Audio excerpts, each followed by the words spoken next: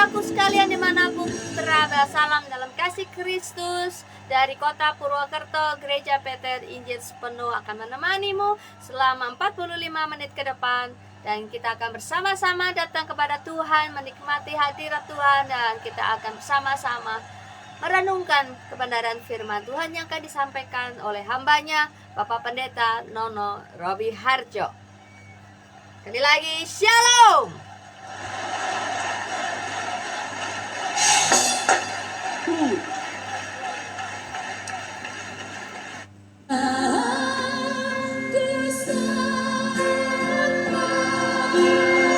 Selamat malam yang sudah bergabung malam hari ini, saudaraku yang dikasihi Tuhan. Mari kita bersekutu bersama-sama di dalam Tuhan, sebab persekutuan di dalam Tuhan berikan kekuatan kepada kita. Selamat malam Ibu Yuli Nur yang sudah bergabung dengan kami malam hari ini. Sekali lagi, Shalom, Shalom, Shalom, Shalom.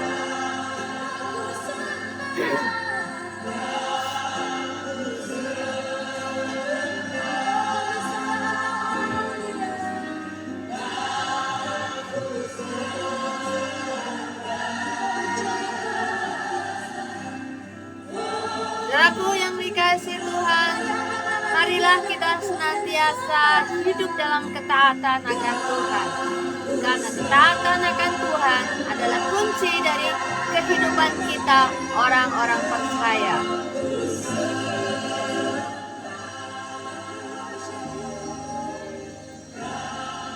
Dengan hidup taat, dengan hidup di atas kebenaran firman Tuhan, maka kita semakin melekat dengan Tuhan, kita semakin melekat dengan janjinya.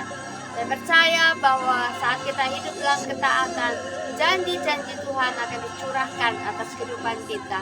Mujizat-mujizat boleh terjadi. Apapun yang tidak lazim, Tuhan berikan, Tuhan sediakan bagi kita yang menanti-nantikan Tuhan dengan setia dan dengan ketekunan.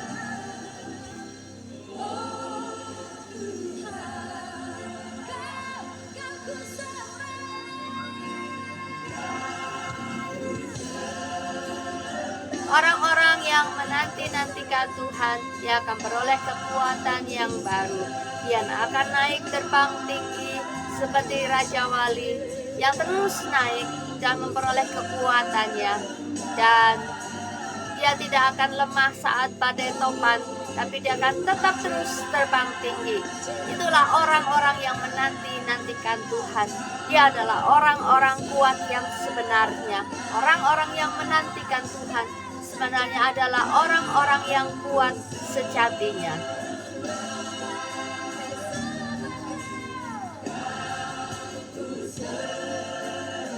Kuat di dalam Tuhan bukan seberapa bagus badan kita, seberapa kuat tubuh kita menghadapi apapun. Tetapi kuat di dalam Tuhan adalah saat kita mempunyai lebih banyak waktu menanti-nantikan Tuhan. Artinya dia adalah orang yang senantiasa berharap dalam segala musim dalam kehidupannya. Maka dia adalah orang-orang yang kuat di dalam Tuhan. Orang-orang yang menantikan Tuhan. Shalom, sekali lagi saya ucapkan selamat menikmati kebersamaan dengan keluarga malam hari ini, saudaraku yang dikasihi Tuhan. Berbahagia, saudaraku boleh berkumpul bersama dengan keluarga, dengan anak, dengan suami, dan boleh menikmati waktu-waktu yang berharga. Sebab betapa indahnya persekutuan di dalam Tuhan.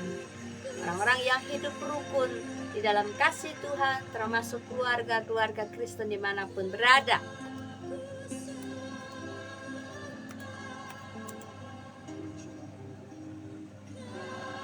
Selamat malam yang sudah bergabung juga malam hari ini. Sekali lagi yang dari kota Lampung, yang jauh di sana, Shalom. Yang ada di kota Purwokerto, Shalom. Yang ada di kota-kota yang lain di Indonesia, sekali lagi Shalom. Apa kabar semuanya? Doa kami berdua Bapak saudaraku sekalian selalu menikmati kebaikan demi kebaikan Tuhan dan boleh merasakan kasih-Nya yang berlimpah-limpah dalam setiap kehidupanmu setiap hari.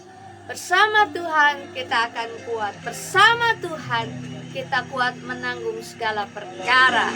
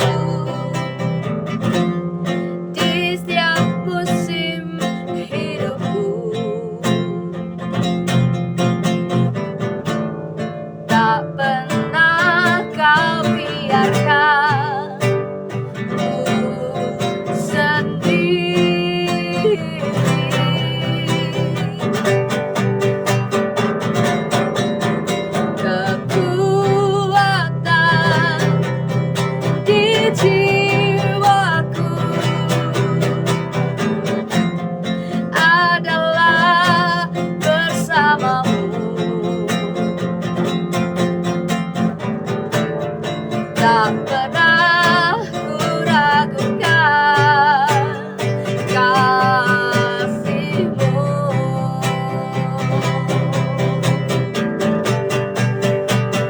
Bersama-Mu Bapa,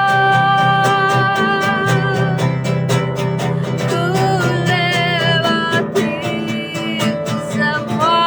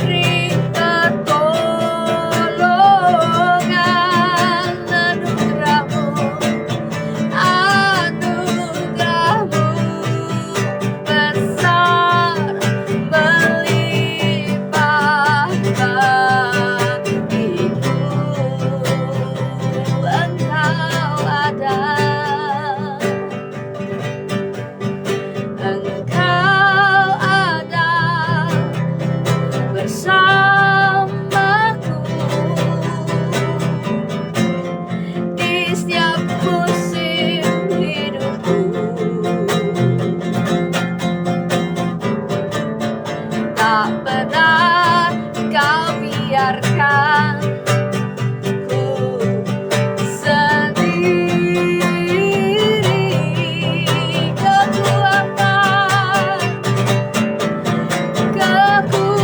Kekuatan di jiwaku adalah bersama-Mu. Amin, amin, amin Tuhan. Tak pernah ku ragukan kasih-Mu. Bersama-Mu Bapa, bersama-Mu Bapa, ku lewati semua. Perkenan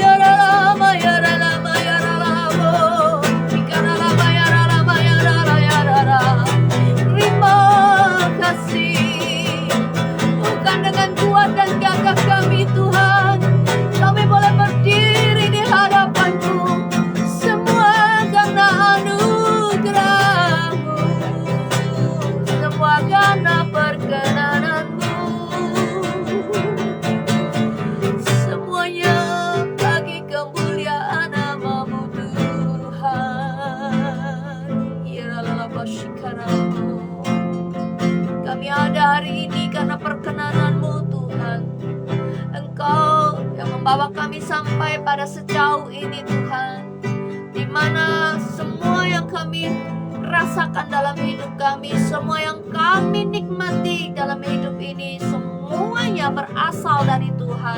Semuanya adalah pemberian anugerah-Mu dalam hidup kami, baik pekerjaan, kesehatan, kemakmuran, pemeliharaan, panjang umur, kekuatan. Terima kasih Tuhan, bahwa semuanya itu boleh kami miliki sampai pada hari ini.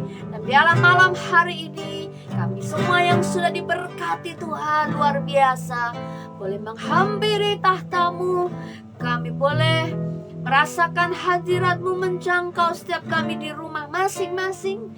Dan bawa kami lebih dalam lagi menikmati firman-Mu, bawa kami lebih dalam lagi masuk dalam perencanaan dalam hidup kami, melalui firman Tuhan yang akan kami dengar, yang akan kami nikmati, yang akan kami renungkan. Kau urapi hamba-Mu yang menyampaikan firman-Mu. Kuduskan setiap kami, sehingga firman-Mu boleh menjadi berkat serta kekuatan bagi kami semua. Terpujilah nama-Mu Tuhan. Kami sambut berkat firman-Mu hanya di dalam nama Tuhan Yesus. Yang siap terima berkat Tuhan, katakan amin.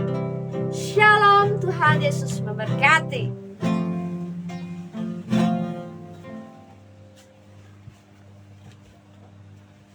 Shalom semuanya, selamat malam. Jumpa lagi bersama dengan kami dari Purwokerto, Kota Mendoan. Saudaraku yang dikasih Tuhan, kiranya berbahagialah orang-orang yang tetap percaya dan mengandalkan Tuhan. Saya percaya bahwa Tuhan itu selalu baik dalam kehidupan kita, saudaraku yang dikasih Tuhan. Tapi ada kalanya kehidupan kita itu mengalami masa-masa gelap, di mana kita mengalami kurang iman, kekhawatiran, dimana yang dinamakan kurang iman itu Alkitab katakan sama dengan tidak beriman. Jadi kita seringkali kehilangan iman percaya kita kepada Tuhan. Nah, apa yang terjadi ketika kita sudah mulai tidak bisa lagi untuk dapat percaya kepada Tuhan? Bagaimana jika kita sudah mulai tidak bisa lagi berdoa? Kita sulit sekali untuk berdoa. Kita mulai kehilangan arah, saudaraku yang dikasih Tuhan. Tapi percayalah bahwa Tuhan masih memberikan harapan dalam kehidupan kita. Siapapun saudara yang hari ini sedang mengalami kelemahan harapan, kelemahan harapan itu adalah di saat kita sudah mulai mengalami jalan buntu, tidak bisa ngapa-ngapain, tidak bisa melakukan banyak hal, kita mau berdoa aja udah bingung, kita mau berdoa mau ngomong apa, sementara yang kita doakan tiap hari, sementara kita merasa bahwa Tuhan itu terlalu jauh dan tidak mendengar, apalagi menjawab apa yang menjadi doa-doa kita, saudaraku yang dikasih Tuhan. Tapi saya percaya Tuhan pasti mendengar apa yang menjadi keluh kesahmu hari-hari ini. Tidak ada hal yang tidak diketahui oleh Tuhan. Dan hari ini saya ingin mengajak saudara untuk tetap kembali kepada Tuhan. Walaupun kita merasa berat, kita merasa sulit, untuk apa? Bagaimana aku mau berdoa kepada Tuhan sementara sepertinya saya sedang berdoa tapi Tuhan tidak menggubrisnya. Percayalah saudara, malam hari ini saya ingin mengajak saudara bagaimana kita tetap kuat untuk berseru kepada Tuhan. Karena dalam berseru kepada Tuhan, di situ kita percaya bahwa di tangan Tuhan ada pertolongannya. Kita akan membaca, saudaraku yang dikasih Tuhan, dari surat Yudas. Surat Yudas ini satu pasal, saudaraku yang dikasih Tuhan. Surat Yudas pasal 1, satu pasal. Kita akan membaca ayat yang ke-17. Tetapi kamu, saudara-saudaraku yang kekasih, ingatlah akan apa yang dahulu telah dikatakan kepada kamu oleh rasul-rasul Tuhan kita Yesus Kristus. Ya.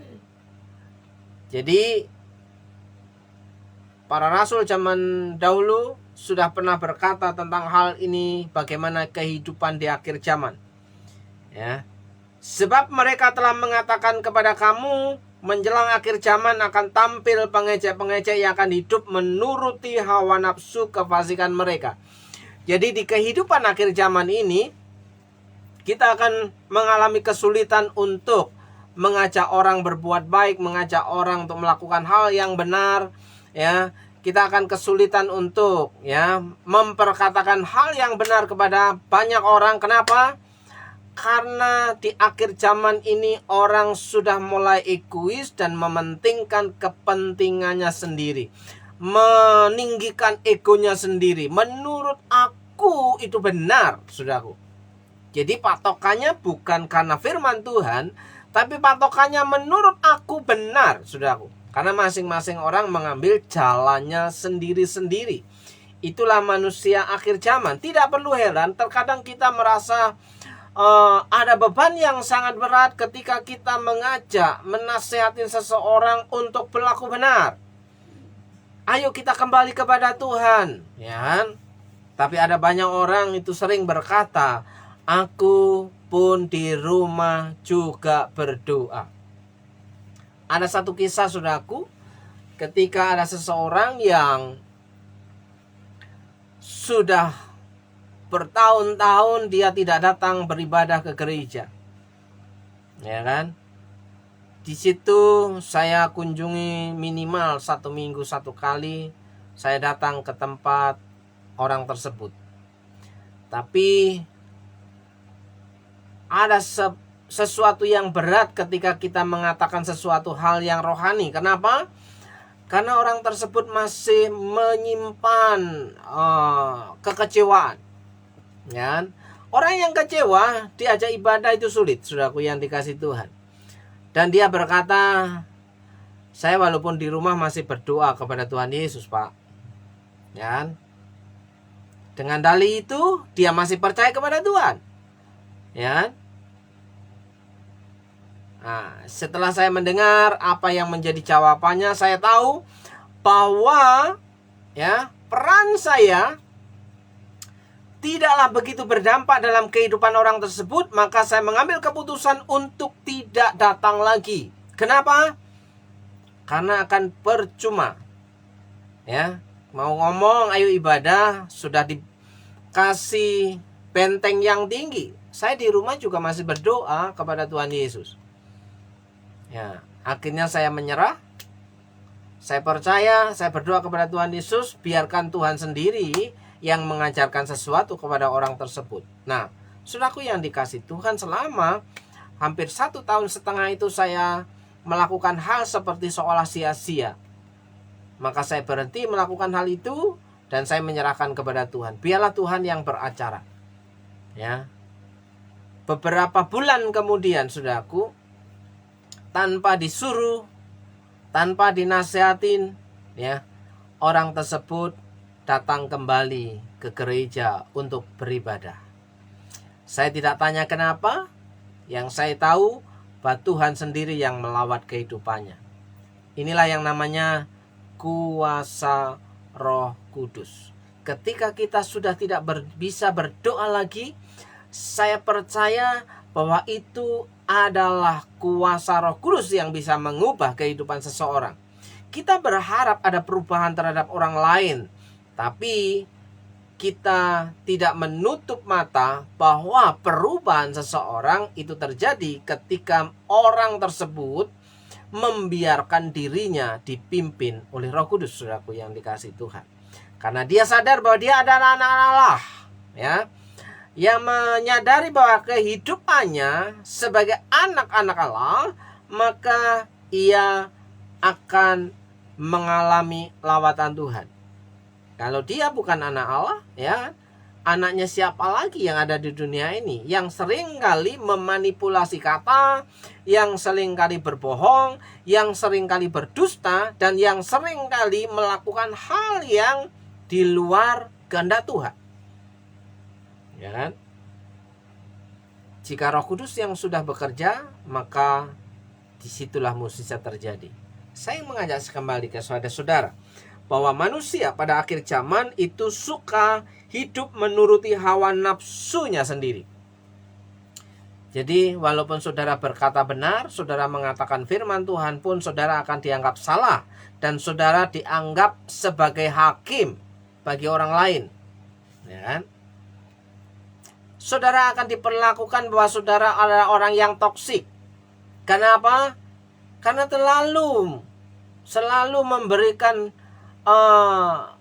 intervensi kepada orang lain bahwa harus begini, harus begitu. Ya. Justru ketika seseorang melakukan hal yang benar akan dianggap salah oleh orang yang hanya menuruti hawa nafsunya. Bagaimana cara kita mengalami kelelahan seperti ini? Sebagai manusia biasa kita terkadang putus asa. Apalagi Tuhan yang harus kuperbuat untuk melakukan apa yang menjadi kehendak-Mu dalam kehidupanku. Untuk melakukan hal yang benar bagi banyak orang. Ya kan? Satu hal yang bisa saya kerjakan adalah berdoa kepada Roh Kudus. Di dalam nama Yesus, biarlah Roh Kudus itu yang mengerjakan pekerjaan baik bagi orang tersebut. Ya kan? Ayat 19, mereka adalah pemecah belah yang dikuasai hanya oleh keinginan-keinginan dunia ini dan yang hidup tanpa Roh Kudus. Ya. Manusia akhir zaman mereka akan hidup tanpa Roh Kudus. Walaupun Roh Kudus itu ada dalam kehidupannya, tapi tidak dibiarkan untuk menguasai kehidupannya, tidak dibiarkan untuk memimpin kehidupannya, tapi di situ ruang bagi Roh Kudus ditutup dan dikunci rapat-rapat. Dikunci, ya, tidak bisa keluar, tidak bisa bergerak. Ya kan? Kenapa? Mereka akan cenderung mencemooh orang-orang yang melakukan hal yang benar, saudaraku. Sekalipun benar di mata mereka, kita adalah orang-orang yang salah. Kita adalah orang-orang yang toksik. Kita orang-orang yang terlalu ikut campur urusan orang lain, saudaraku yang dikasih Tuhan. Nah, kalau ini yang terjadi, sebagian besar orang Kristen, maka gereja itu tidak akan pernah bertumbuh. Ya, kenapa? Tidak ada yang bisa mendukung. Karena setiap ada orang baru, mereka akan keluar lagi. Setiap ada orang baru, tidak pernah disapa, tidak pernah diajak bicara. Ya, bahkan ada orang baru itu akan cenderung merasa sendirian di tengah-tengah kumpulan yang baru itu. Maka mereka cukup sekali 2 kali datang. Ya kan? Dan hal ini tidak bisa dilakukan seorang diri sebagai seorang hamba Tuhan. Ya, jika memperhatikan orang baru, apalagi orang baru itu kelihatan orang berduit, ya, maka akan banyak mulut-mulut nyinyir di belakang sana bahwa oh, pendetanya cuma memperhatikan orang-orang yang dianggap kaya. Sementara mereka tidak melakukan apa-apa, tidak bertindak apa-apa terhadap orang lain. Mereka hanya sebagai peserta yang duduk diam di bangku gereja. Hidup tidak berdampak sama sekali terhadap orang lain. Tapi kita berharap bahwa ketika kita ibadah, yang datang itu banyak. Tapi kita tidak pernah melakukan apa-apa. Kita sekedar ingin mendapat penghiburan ketika datang ke gereja. Sekali lagi, ya, tempat ibadah bukan tempat hiburan. Tempat ibadahlah tempat hadirnya Tuhan bagi kehidupan kita, di mana kita mau datang kepada Tuhan untuk mencari kehendak Tuhan atau untuk menghibur diri. Ya kan? Di ayat 19 kita akan ketemu dengan para pemecah belah. Orang yang menuruti hawa nafsunya cenderung akan menjadi pemicu, pemecah belah, ya, oleh keinginan-keinginan dunia. Ayat 20. Akan tetapi kamu, saudara-saudaraku yang kekasih, Bangunlah dirimu sendiri di atas dasar imanmu yang paling suci. Seringkali banyak orang Kristen ya berharap imannya bertumbuh itu tergantung kepada situasional, kepada orang lain, ya kan? Kenapa orang lain tidak mendukungku? Kenapa orang lain ini justru membuat aku tidak nyaman, membuat aku tidak punya gairah untuk ibadah. Ingat saudaraku yang dikasih Tuhan, ke surga itu sendirian, ya, tanpa digandeng-gandeng oleh orang lain, ya. Karena satu-satunya jalan, karena jalan ke surga itu jalan yang sempit dan tidak bisa gandengan, saudaraku yang dikasih Tuhan. Tidak bisa numpang kepada pasangan, tidak bisa numpang kepada suami, tidak bisa numpang kepada istri, tidak bisa menumpang kepada anak, tidak bisa menumpang kepada mertua. Jalan sendiri atas keputusan sendiri. Ya. Oleh sebab itu, saudaraku yang dikasih Tuhan, ketika kita datang kepada Tuhan dalam ibadah untuk berdoa, itu adalah keputusan pribadi. Ya kan? Kalau orang yang hidup di zaman sekarang karena mereka mengabaikan Roh Kudus, maka mereka menganggap dirinya yang paling benar, pandangannya yang paling benar, ya, kebenarannya sendiri yang paling benar. Apapun kata orang, bahkan apapun kata pengkhotbah di mimbar, semuanya tidak masuk akal karena diukur daripada kebenarannya sendiri. Saudaraku yang dikasih Tuhan, ya, mereka hidup tanpa Roh Kudus. Sementara hari-hari ini, ya, banyak gereja, hamba-hamba Tuhan sedang berbicara tentang peran dan kuasa Roh Kudus dalam kehidupan orang percaya. Ya. Hampir semua orang mengalami hal yang sama soal keputusasaan. Kita berharap keluarga kita, pasangan kita, anak-anak kita datang kepada Tuhan. Kita sudah berjuang, ya. Kita sudah berdoa seolah-olah Tuhan tidak mendengar. Hari ini saatnya saudara menyerahkan doamu di dalam Roh Kudus. Ayat 20, ya. Dan berdoalah dalam Roh Kudus. Ya. Berdoa dalam kuasa Roh Kudus. Seringkali kita mengandalkan situasi dan keadaan, strategi kita untuk menjangkau orang, untuk membuat orang lain berbalik, untuk membuat orang lain menjadi orang yang mau datang ke ibadah. Tapi sebenarnya kita sedang gagal. Karena apa? Mereka terpaksa datang ibadah. Karena apa? Karena apa kata orang lagi? Malu, ya kan? Karena paksaan, intimidasi. Kalau nggak datang ibadah, bertengkar. Kalau nggak datang ibadah, ya dimarah, ya kan? Itu hanya kamuflase. Orang datang ibadah hanya sekedar menjadi rutinitas atau menjadi turis, saudaraku yang dikasih. Datang ketika membuat ia merasa nyaman dalam kehidupannya.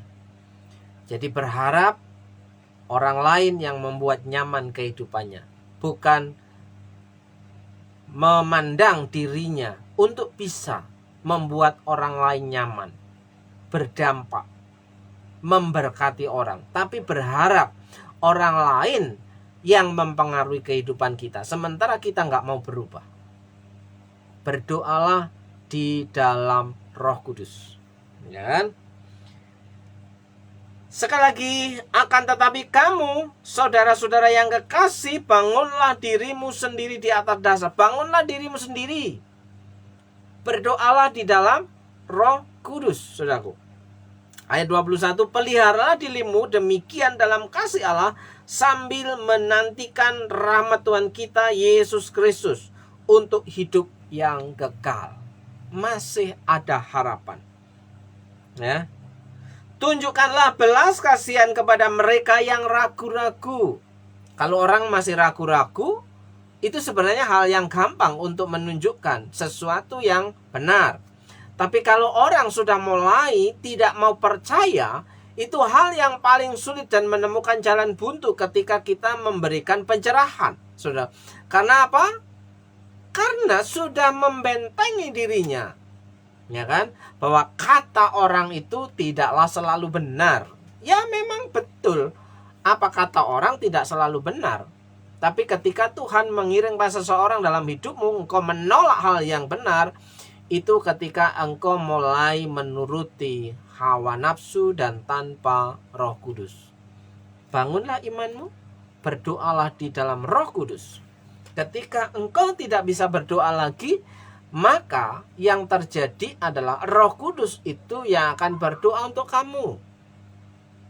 Di mana ayatnya? Ketika engkau sudah tidak bisa berdoa lagi, kata-kata yang sama setiap hari untuk pasanganmu, untuk anakmu, untuk keluargamu, untuk pekerjaanmu, ya, untuk bosmu, teman-temanmu, ya,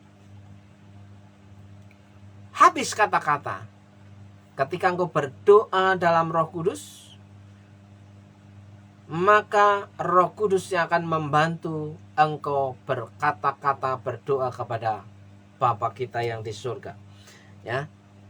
Di mana ayatnya? Roma pasal 8 ayat yang ke-26. Ya, Roma pasal 8 ayat yang ke-26. Demikian juga Roh membantu kita dalam kelemahan kita. Kita lemah dalam berdoa. Ya. Kalau mau jujur, saya bukan orang yang bisa berdoa berjam-jam.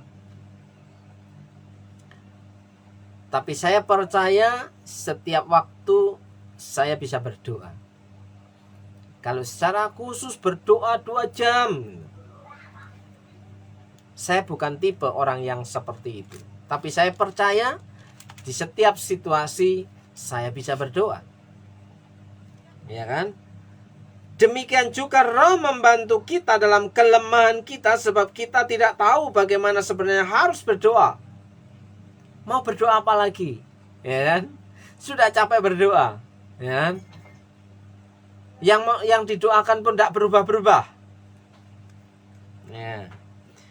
Tetapi Roh sendiri berdoa untuk kita. Roh sendiri berdoa untuk kita kepada Allah dengan keluhan-keluhan yang tidak terucapkan, dengan keluhan-keluhan yang tidak terucapkan.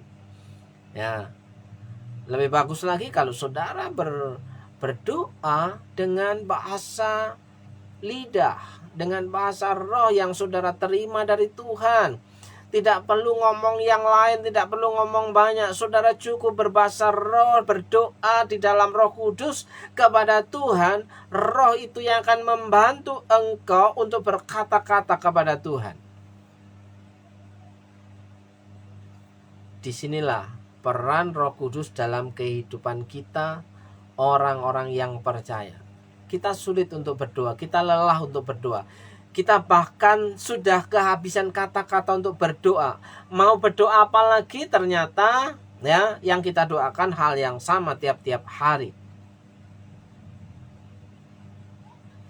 Sekali lagi, berdoalah di dalam Roh Kudus, di dalam satu nama Tuhan Yesus Kristus. Saya percaya mukjizat akan terjadi dalam kehidupanmu.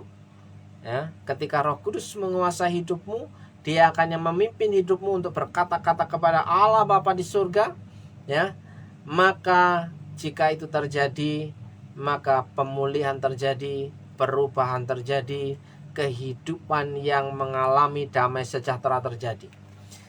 Saudaraku yang dikasihi Tuhan, di mana Yudas pasal 1 ayat yang ke-23, selamatkanlah mereka dengan jalan merampas mereka dari api, tetapi tunjukkanlah belas kasihan yang disertai ketakutan kepada orang-orang lain juga, dan bencilah pakaian mereka yang dicemarkan oleh keinginan-keinginan dosa. Jadi jangan pernah kompromi dengan dosa. Apa yang mereka lakukan terhadap dosa, janganlah kau kompromi. Ya kan? Seringkali ada banyak orang kompromi. Ya. Kenapa? Supaya tidak menyakiti perasaan orang lain, supaya tidak mempermalukan orang lain. Sementara Alkitab berkata, ya, apakah dengan berkata kebenaran aku akan menjadi musuhmu? Kalau itu terjadi berarti lalang dan gandum sedang ada di dalam satu area. Ya. Siapa yang akan mati lebih dahulu? Ya. Gandum akan tetap hidup subur ketika dia menyerap asupan gizi yang tepat dan bisa mengalahkan lalang. Ya, lalang bisa mati dengan sendirinya, atau mungkin bisa sama-sama pada waktu gandum panen, lalang akan tercabut. Dan itu kita tidak tahu kapan waktunya.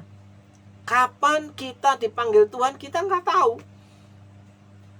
Ya, berarti lalang yang tumbuh bersama dengan gandum, biarkan mereka tetap tumbuh. Tapi kalau itu ada dalam keluargamu, berdoalah di dalam Roh Kudus. Saya dari tempat ini berdoa untuk saudara, kiranya saudara mengalami kekuatan bahwa Roh Kudus itu bekerja dalam kehidupan saudara. Saya percaya tidak pernah terlambat bagi orang-orang yang mau datang kepada Tuhan, dan apalagi sudah tahu kebenaran bahwa Roh Kudus membantu kita dalam kelemahan kita, membantu kita untuk berdoa kepada Allah ketika kita sudah mulai kehabisan kata-kata, tidak bisa berdoa lagi kepada Tuhan dengan baik, kita sudah mengalami jalan buntu. Masuklah dalam keheningan dan berkata-katalah, ya Roh Kudus, tolong aku dalam nama Yesus. Mukjizat terjadi dalam kehidupanmu. Di dalam berkat nama Yesus saya percaya kiranya pergumulan saudara mengalami pemulihan, pertolongan, dan jalan keluar. Kau yang bergumul dengan pasanganmu, anak-anakmu, keluargamu, kiranya Tuhan memberikan pertolongan. Lawatan Roh Kudus terjadi dalam berkat nama Yesus. Engkau yang sedang mengalami kelemahan tubuh, kiranya Tuhan menjamah tubuhmu dan jadilah sehat, sembuh, tahir. Jika engkau mengalami kelemahan iman, kiranya Tuhan menumbuhkan iman yang baru dalam kehidupanmu. Mempercayai Tuhan dengan sungguh. Dalam berkat nama Yesus, saudara yang percaya bahwa Tuhan tidak pernah terlambat untuk dapat menolong kita. Bagi Tuhan tidak ada yang sukar untuk dapat menolong kita semua. Yang percaya bahwa Tuhan masih bekerja sampai hari ini melalui kuasa Roh Kudus dalam kehidupan kita, yang akan memimpin kita membawa kepada kehidupan yang menyenangkan bagi Tuhan. Yang percaya katakan amin. Amin, saudaraku. Selamat malam, selamat beristirahat. Kiranya Tuhan memberkati dan menolong kehidupan saudara. Shalom, shalom.